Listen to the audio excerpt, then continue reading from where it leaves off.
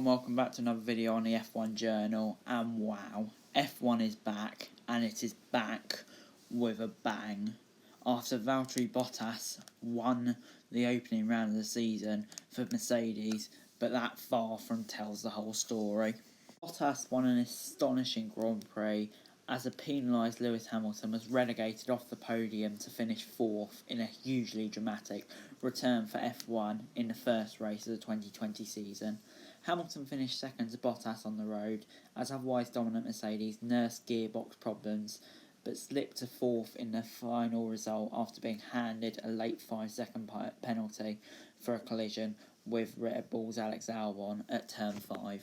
Charging Charles Leclerc inherited 2nd as a result of an unexpected late surge from the struggling Ferrari, with Lando Norris capping a brilliant weekend for him by claiming his first podium of his F1 career. Crucially, a new outright fastest lap of the race for Norris on the 71st and final tour meant that the 20-year-old crossed the line within 0.5 of a second of Hamilton to demote the 6-time world champion below him into 4th. Hamilton said after the race, "It really felt like a racing incident between him and Albon, but either way, I'll take whatever penalty they feel I deserve and move forwards."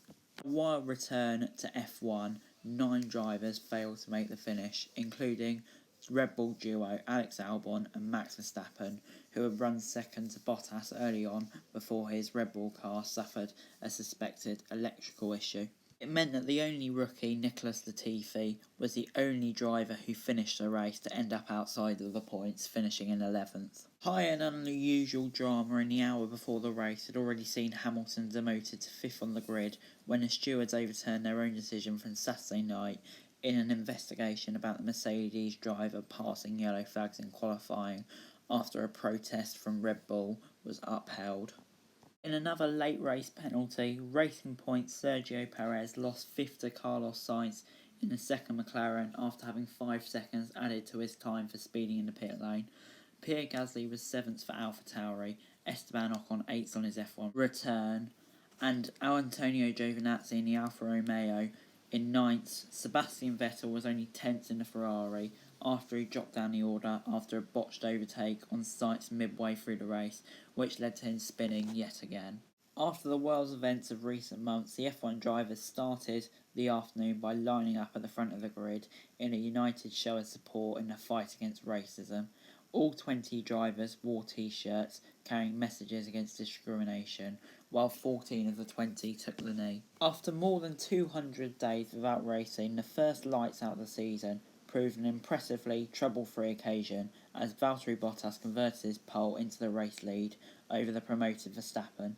The lead Mercedes on faster tyres compared to the Red Bull steadily pushed away as Hamilton started his fight back in the opening laps by passing Albon, Norris and Perez. Hamilton was promoted to 2nd when Verstappen's RB16 ran into terminal trouble on lap 11 and started running slowly around the track.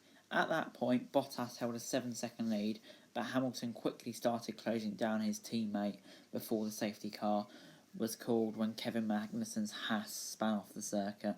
At that point, Bottas held a 7-second lead, but Hamilton quickly started closing down his teammate before the safety car was called out when Kevin Magnussen's Haas span off the circuit, with the top runners taking that as their cue to initiate the first round of pit stops. Bottas was able to spot the fresher tyres and maintained his lead when the race resumed, but on one of the most unforgiving tracks for reliability due to the Red Bull Ring's high curbs. Mercedes soon told both their drivers to stay off the curbs amid concerns about the W11's gearbox.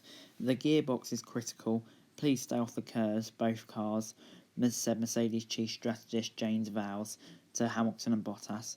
The race was interrupted by 2 more quick-fire safety cars when George Russell's Williams pulled off the road, and then when the front right wheel on Kimi Raikkonen's Alfa Romeo spectacularly fell off at the restart. And while Mercedes cars and Perez stayed out, Red Bull threw a strategy dice by pitting Albon for soft tyres. With a clear tyre advantage over the top 3, Albon set about catching Perez, and once ahead of the racing point, he initially overtook at turn 3 just before the second safety car was initiated, Perez repassed, only for race control to reverse the positions. He chased down Hamilton.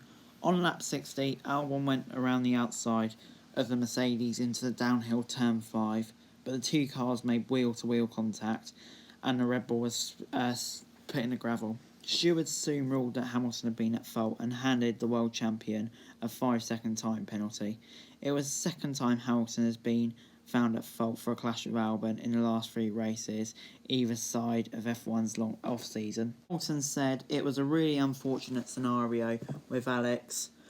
I can't believe we've come together." A dejected Albon said, "I felt Brazil was a bit more 50-50. This one I feel like I did the move already and I was kind of in front and had already moved on to Bottas. It was so late for contact, there's always a risk of overtaking, but I gave as much space as I really could. I was right on the edge."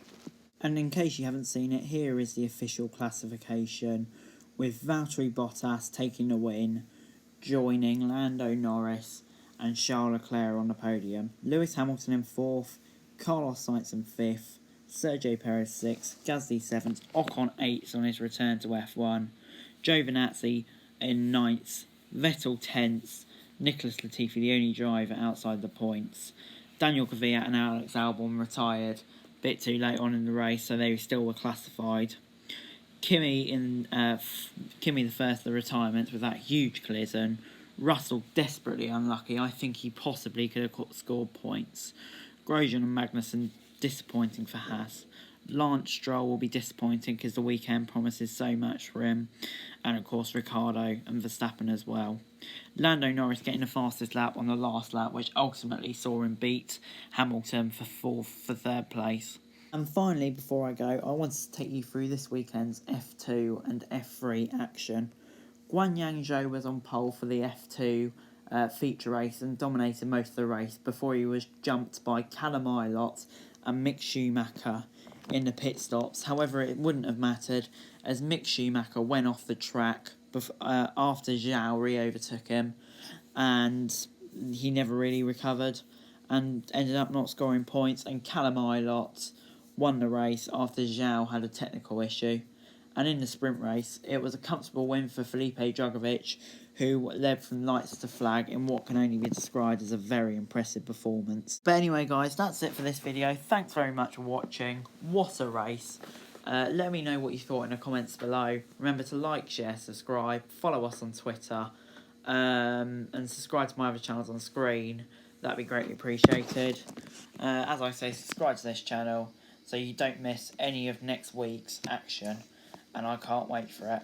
Thanks very much for watching. Peace.